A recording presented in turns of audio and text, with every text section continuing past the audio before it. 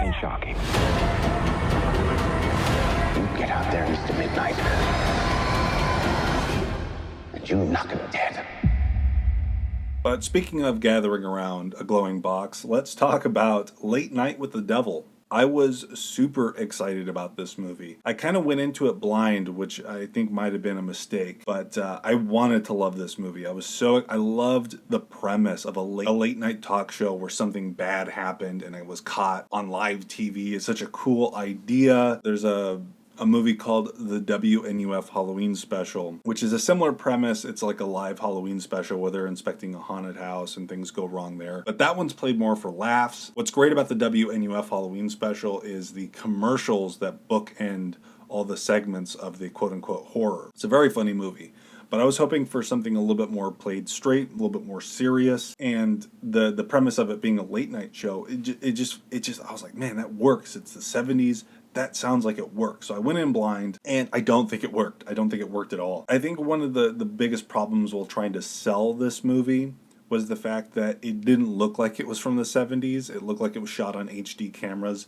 And I feel like there was just such an easy way to fix that. You could have ran the footage through VCR, of course. If you didn't want to go through that effort, you could have just recorded the movie at a higher frame rate. Like record it at 30, 35 frames per second. That would have maintained that shot on video live illusion. If you wanted to be lazy about it, you could just put a filter on top of that high frame rate footage. And I think it would have worked. It would have sold the illusion a lot better. Yeah, it was very clear to me that it just wasn't working pretty quick. The first time they did behind the scenes footage, I was starting to get like a nervous feeling, because when they went to the behind the scenes footage, it went from like guerrilla style handy cam of like shoving cameras in people's faces while they're having candid conversations where no one would want a camera on them. And I feel like there's a way you could have sold that part of the show. You could have had like, oh, we're going to commercial. Footage cuts to black and white, camera tilts slightly to the side, and it's locked in place. And you could have had those characters have those same conversations, but they're caught on hot mics. They're just slightly in frame because the camera's locked down. And I think you could have sold the effects, but instead it just like, the camera was shaking and they're shoving the camera in their face as they're talking about stuff that, I don't want to spoil the movie, but they're talking about stuff that is highly incriminating. So I'm like, this doesn't work.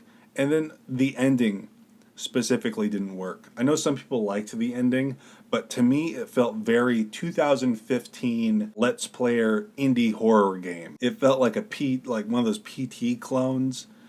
And I don't know, man. The ending ruined the movie for me. I will never watch this movie again just because of the ending. If you want to see something like this that I think it works a lot better, Ghost Watch. I think that was from the BBC or Channel 4 or whatever.